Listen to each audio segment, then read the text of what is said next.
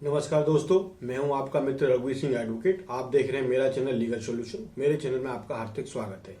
इस छोटी सी वीडियो के माध्यम से साधारण भाषा में आपको मैं समझाना चाहूंगा कि भारत में कौन कौन से कानून फॉलो अप रहते हैं, न्याय प्रणाली कैसे होती है और कोर्ट में किस किस तरीके से कार्रवाई होती है, कौन सा कानून कहां पर लागू होता है।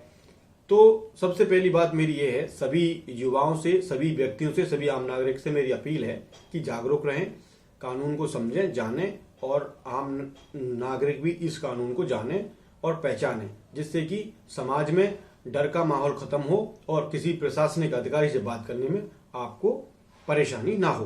तो सबसे पहली बात यह है कि भारत का संविधान क्यों है और कैसे काम करता है और क्यों बनाया गया है था और किस लिए है ये। तो सबसे पहली बात यह है, जो मुख्य प्रकार से जो काम करता है भारत का संविधान, वो किसी लॉ के वायलेंस को रोकने के लिए काम करता है। अगर कोई लॉ बना दिया गया है और आपका उसमें फंडामेंटल राइट वायलेंस हो रहा है तो उस लॉ को लागू नहीं किया जाएगा, उसमें अमेंडमेंट किया जाएगा। और आपके फंडामेंटल राइट क्या हैं, जैसे आपको निःशुल्क कानून की सहायता का अधिकार है। राज्य ये व्यवस्था करेगा कि आपको मुफ्त में कानूनी सहायता मिले। अगर आपको कानूनी सहायता मिलने में कोई त्रुटि है, कोई परेशानी है, तो आप अकॉर्डिंग टू कॉन्स्टिट्यूशन के हिसाब से ही आप उसमें कार्रवाई कर सकते हैं न्यायालय में जाके। और बहुत सारे ऐसे अधिकार है, समानता का अधिकार है, शिक्षा का अधिकार है और ऐसे अनेक अधिकार हैं जो आपको पास हैं, संविधान ने प्रदान किए हुए। अगर वो अधिकार वॉलेंस होते हैं तो आपके पास रेमेडी है, कोर्ट में उस चीज को चैलेंज कर सकते हैं। आपके खिलाफ कोई झूठी एफआईआर लिखवाता है, आप चैलेंज कर सकते हैं। आपको कोई मजिस्ट्रेट अगर झूठी केस में सजा देता है तो आप उसको चैलेंज कर सकते हैं, सजा से पहले, सजा के बाद में चैलेंज कर सकते हैं। तो ये संविधान बेसिकली इसी लिए बनाया गया है कि किसी भी नागरिक के अधिकारों का वॉलेंस ना हो। अब आती है भारतीय दंड संहिता। भारतीय दंड संहिता कहां काम करती है, कैसे काम करती है, मैं आपको बता देता हूं। सबसे पहली बात यह है कि जो भी लॉ मुख्य रूप से है पूरे भारत में भारतीय दंड संहिता का क्षेत्र है। और किसी भी प्रकार से जब कोई जघन्य अपराध होता है या साधारण अपराध होता है तो भारतीय दंड संहिता की किसी भी सेक्शन में जो जिस हिसाब से घटना होगी उस हिसाब से वो वॉलेंस होगा। बात आती है, मैं छोटा सा उदाहरण दे देता हूं कि किसी ने आपको धमकी दी है तो धमकी में 506, 503, 504, 504 लग सकती है। अब बात आती है कि कहीं किसी महिला के साथ में बलात्कार हो जाता है, रेप हो जाता है, उसके लिए 376 है और 376 के सबसेक्शन डी, सी और बी हैं। किसी की लज्जा भंग होती है, 354 है। और बहुत सारे जो ज्यादातर जो चीजें हैं, ज्यादातर जो लॉ हैं, ज्यादातर जो कानून हैं वो आईपीसी में ही डिफाइन किया गया है। इसके अलावा पुलिस प्रशासन, कोर्ट कैसे काम करेगा, उसका जो सारा का डिफाइन है वो है सीआरपीसी में, कोड ऑफ क्रिमिनल प्रोसीजर। इसमें एक पुलिस वाले से लेके कोर्ट मजिस्ट्रेट तक किस तरीके से काम करेंगे, किसकी पावर क्या है, सारी डिफाइन है।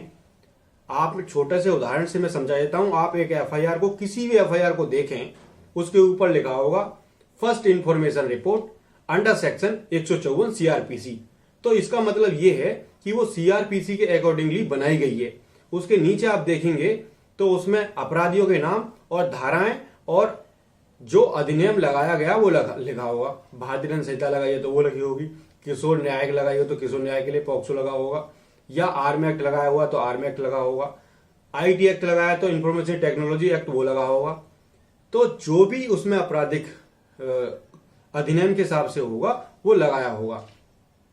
इसके अलावा लोकल लॉ जो स्टेट वाइज फॉलो अप होते हैं, अगर वो वायलेंस होते हैं तो वो एफआईआर में मेंशन कर दिए जाते हैं। इसके बाद है इंडियन एविडेंस एक्ट।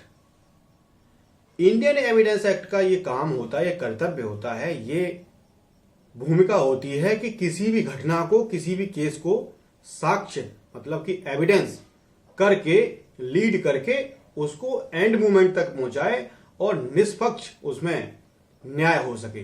तो जितने डॉक्यूमेंट होते हैं, जो चार्जशीट होती है, कुछ भी होता है, आफ्टर एविडेंस ही वो चीजें प्रूफ होती हैं कोर्ट में, उसके लिए एविडेंस एक्ट बनाया गया है। कौन सा डॉक्यूमेंट आएगा रिकॉर्ड पे, कौन सा नहीं आएगा, उसके लिए बनाया गया है। इसके अलावा है सिविल लॉ, जो कि code of civil procedure, CPC बोलते हैं उसको।